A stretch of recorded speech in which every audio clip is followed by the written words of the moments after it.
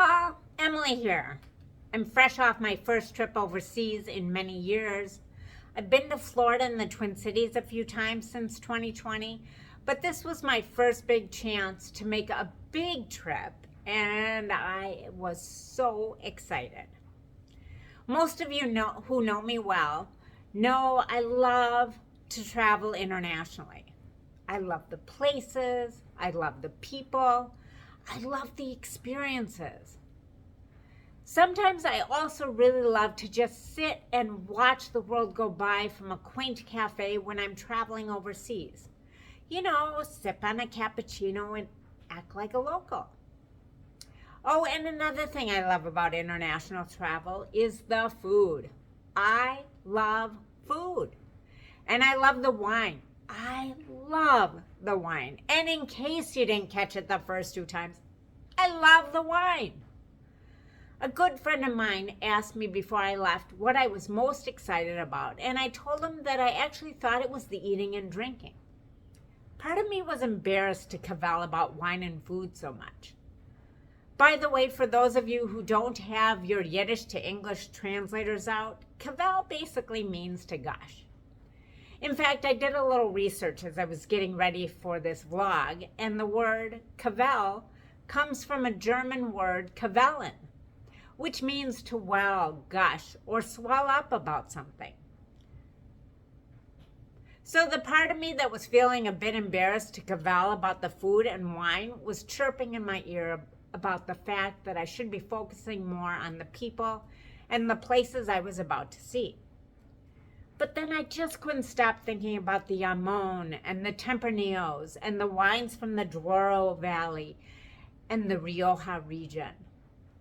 More about that Jamon in a minute, but suffice it to say, I stopped thinking about what I should be excited about and I just got even more excited about the food and the wine.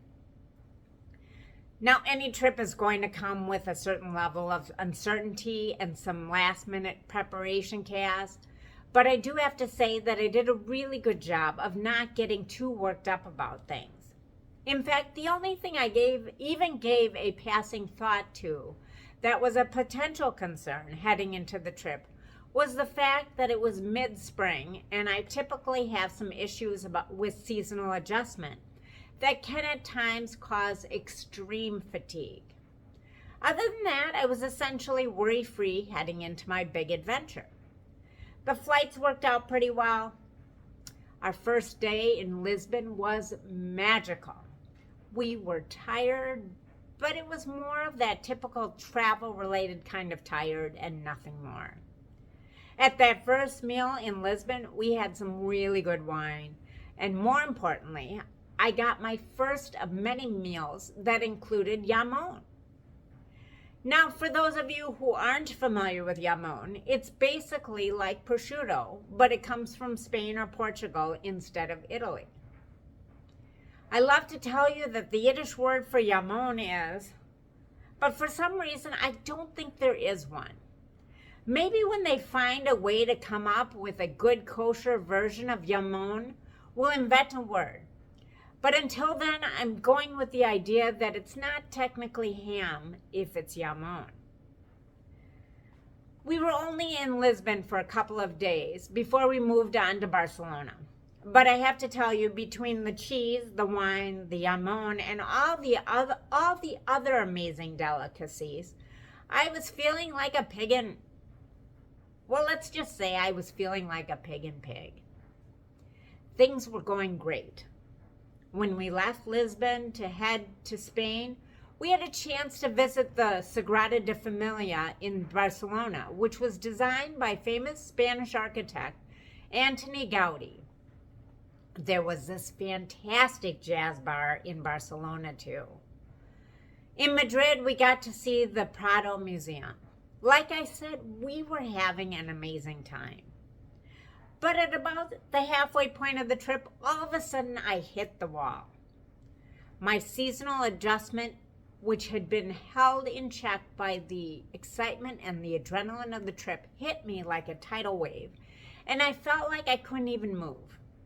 I told my travel buddy Tam that I was just going to sit in the cafe or head back to the hotel because I didn't want to be a buzzkill and ruin her day. But then the most amazing thing happened. In typical Tamara fashion, she said she would just sit with me and we would slow our day down. I was so touched. We had a really nice time doing that thing I love to do, which is to sit and watch the world go by. And in many ways, it turned what could have been the worst part of the trip into one of the best parts. When this trip started, I set the intention to not rush through my time in Lisbon, Portugal, because I was so excited to get to Spain. I issued myself a challenge to fully take in our time in Barcelona so that I didn't miss out on anything by rushing to get to what was going to be next in Spain. Go figure, it wasn't until I got to Spain that I realized that it wasn't just Lisbon that I wanted to make sure I wasn't looking past. It was actually every moment of every part of the trip that I wanted to be fully invested in. Somehow, having a flare-up of my seasonal adjustment issue wound up being the thing that actually taught me the most. And it turned out that the thing that I did fear the most wound up leading me to one of the most memorable parts of the trip. It was a great reminder to me to continue to work at being more present in all moments of my life, and to recognize that some of the most simple moments can contain the most richness. Well, that's all for this time. Thanks for taking the time to watch my monthly video blog.